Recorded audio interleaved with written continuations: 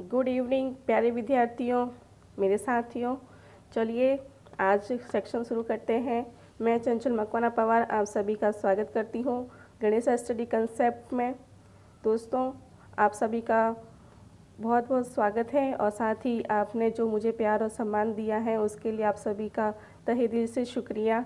ऐसे ही बने रहिए। मैं पूरी कोशिश करूँगी कि आपके साथ अच्छे से अच्छे क्वेश्चन लाके और आपके मदद कर सकूं। ठीक है, अगर चैनल पर नए हो तो प्लीज़ सब्सक्राइब कर लीजिए। और आप अब पीडीएफ भी इसकी आपको मिल जाएगी हमारे टेलीग्राम ऐप पर। गणेश स्टडी कंसेप्ट से ही बना हुआ है दोस्तों यह ऐप। आप टेलीग्राम ऐप डाउनलोड करके और इस चैनल पर ज्वाइन कर सकते हैं। चलिए, आज का मोटिवेशन क्यूटो है, जीवन हमें हमेशा दूसरा मौका देता है जिसे हम कल कहते हैं। ठीक है, चलिए पहले सवाल की ओर बढ़ते हैं। हाल ही में किस राज्य ने निवेश को आकर्षित कर खेल गतिविधियों को बढ़ावा देने के लिए खेल को उद्योग का दर्जा दिया है? ए मिजोरम, बी बिहार, सी झारखंड और डी केरल। तो इसका जवाब होगा मिजोरम। मंत्रिमंडल की बैठक के बाद राज्य के खेल मंत्री रॉबर्ट रोमाविया रॉयटे ने कहा कि मंत्रिमंडल ने खेल और युवा मामले के विभाग के प्रस्ताव खेल को उद्योग का दर्जा देने को मंजूरी दे दी। खेल मंत्री रॉबर्ट रोमाविया रायटे ने इस फैसले को ऐतिहासिक और अभूतपूर्व करार कर देते हुए कहा कि इससे राज्य में खेल और इससे जुड़े विभिन्न क्षेत्रों में बड़े पैमाने पर विकास की शुरुआत होगी। उन्होंने कहा कि यह खेलों के समग्र विकास के प्रति राज्यों की प्रतिबद्धता को दर्शाता है। चलिए नेक्स्ट सवाल, निम्न में से किस देश ने हाल ही में अपने पहले मानव रहित ड्रोन हेलीकॉप्टर का परीक्षण किया है? नेपाल, पाकिस्तान, बांग्लादेश या फिर चीन? तो दोस्तों, इसका जवाब होगा चीन। चीन ने हाल ही में अपने पहले मानव रहित ड्रोन हेलीकॉप्टर का परीक्षण किया है। AR-500C नाम के इस ड्रोन हेलीकॉप्टर को aviation industry corporation of China AVIC ने विकसित किया है। यह ड्रोन हेलीकॉप्टर देश के दक्षिण पश्चिमी इलाके भारत तिब्बत सीमा पर निगरानी के लिए तैनात किया जा सकता है। यह 5000 मीटर की ऊंचाई से उड़ान भरकर 6700 मीटर तक की ऊंचाई पर जा सकता है। नेक्स्ट सवाल, किस राज्य सरकार ने केंद्रीय कृषि सुधार योजना के तहत अद्वितीय सौर बाढ़ कृषि सुरक्षा कार्यक्रम को लागू करने के लिए प्रारंभिक कार्य शुरू कर दिया है? ए कर्नाटक, बी तमिलनाडु, सी पंजाब और डी गुजरात। दोस्तों, यह है तमिलनाडु।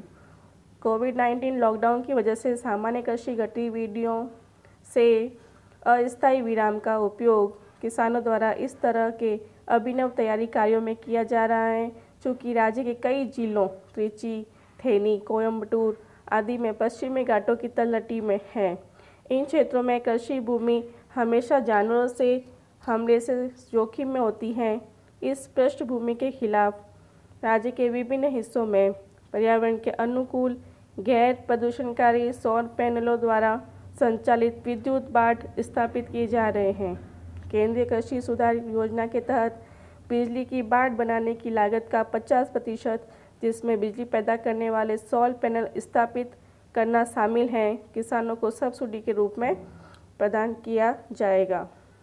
चौथा सवाल मेरा आपसे, सुप्रीम कोर्ट के किस पूर्व न्यायाधीश ने भारतीय विवाद समाधान केंद्र IDRC का उद्घाटन किया है, जो कागज रहित विवाद समाधान का माहौल मुहैया करता है? ए के सीकरी, जस्टिस चेलमेश्वर, तीरथ सिंह ठाकुर, BN श्रीकृष्ण। इसका जवाब होगा ए के सीकरी। सुप्रीम कोर्ट के पूर्व न्यायाधीश ए के सीकरी ने भारतीय विवाद समाधान केंद्र IDRC का उद्घाटन किया है, जो कागज रहित विवाद समाधान का माहौल मुहैया कराता है। इस मध्यस्थता समिति में उच्चतम न्यायालय, उच्च न्यायालय, जिला अदालतों के पूर्व न्यायाधीश के अलावा पूर्व नौकरशाह, चार्टर अकाउंटेंट, वास्तुकार, उद्योग जगत के दिग्गज लोग आदि शामिल हैं। न्यायमूर्ति ए के Sikri Singapore international commercial court के अंतर्राष्ट्रीय न्यायाधीश भी हैं। पांचवा सवाल दोस्तों, हाल ही में किस राज्य ने सबको रोजगार मिलेगा योजना का उद्घाटन किया है? बिहार ने, तमिलनाडु ने, मध्य प्रदेश ने या फिर केरल राज्य ने? दोस्तों इसका जवाब है मध्य प्रदेश। मध्य प्रदेश के जो मुख्यमंत्री हैं शिवराज सिंह चौहान, उन्होंने वीडियो कॉन्फ्रेंसिंग के माध्यम से सबको रोजगार मिलेगा योजना का उद्घाटन किया है। इस योजना के तहत मजदूरों को मनरेगा जॉब कार्ड वितरित किए जाएंगे। मध्य प्रदेश सरकार ने दावा किया है कि प्रदेश में प्रतिदिन 21 लाख लोगों को महात्मा गांधी राष्ट्रीय ग्रामीण रोजगार गारंटी योजना मनरेगा के तहत रोजगार मिल रहा है, जो पिछले साल के मुकाबले 10 लाख गुना ज़्यादा है। छठा सवाल, विश्व थायराइड दिवस निम्न में से किस दिन मनाया जाता है? 25 मई को, 10 मार्च को, 15 जनवरी को या 10 अप्रैल को? तो 25 मई को अभी मनाया गया। थायराइड स्वास्थ्य के बारे में जागरूकता फैलाने और थायराइड रोगों के उपचार के बारे में शिक्षित करने के लिए इस साल 25 मई को विश्व थायराइड दिवस मनाया गया। यह बीमारी थायराइड ग्रंथि की वजह से होती है। थायराइड ग्रंथि को ज़्यादा या कम मात्रा में हार्मोन बढ़ने से थायराइड की समस्या उत्पन्न होने लगती है।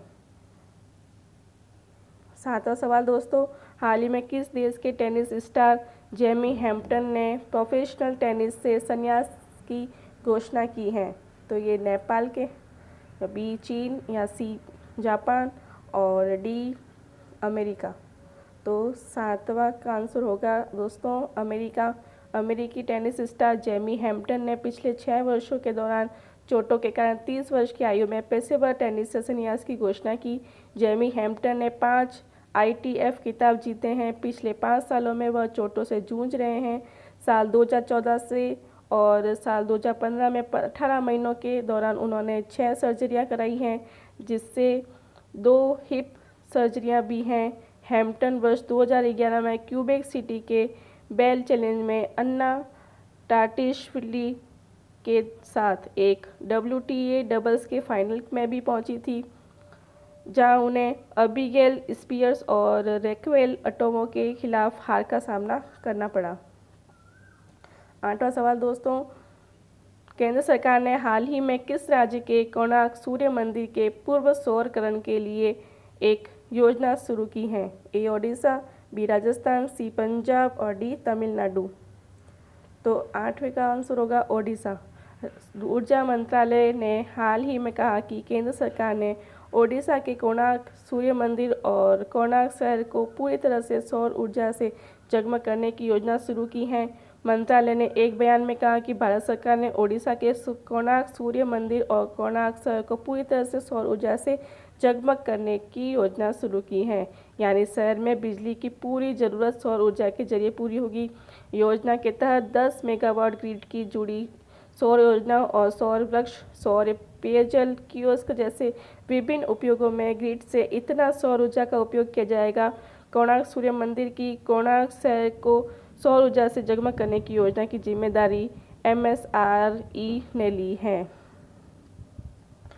9th क्वेश्चन दोस्तों, फिक्की लेडीज़ ऑर्गेनाइजेशन FLO ने हाल ही में किसे अपना नया राष्ट्रीय अध्यक्ष नियुक्त किया है? ए जाह्नवी फुकन, बी कोमल त्यागी, सी गीता सिन्हा और डी है वंदना सचदेवा। आंसर होगा जाह्नवी फुकन। जाह्नवी फुकन को फिक्की लेडीज़ ऑर्गेनाइजेशन का राष्ट्रीय अध्यक्ष नियुक्त किया गया है।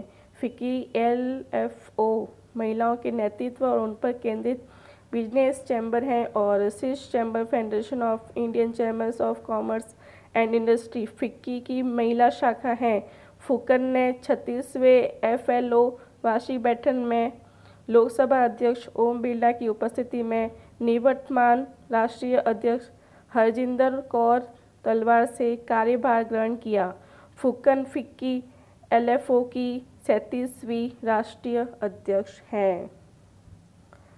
चलिए 10वां सवाल, भारत और किस देश ने 25 मई को आर्टिफिशियल इंटेलिजेंट AI तकनीक और बिग डेटा के माध्यम से संयुक्त अनुसंधान और विकास पर चर्चा की?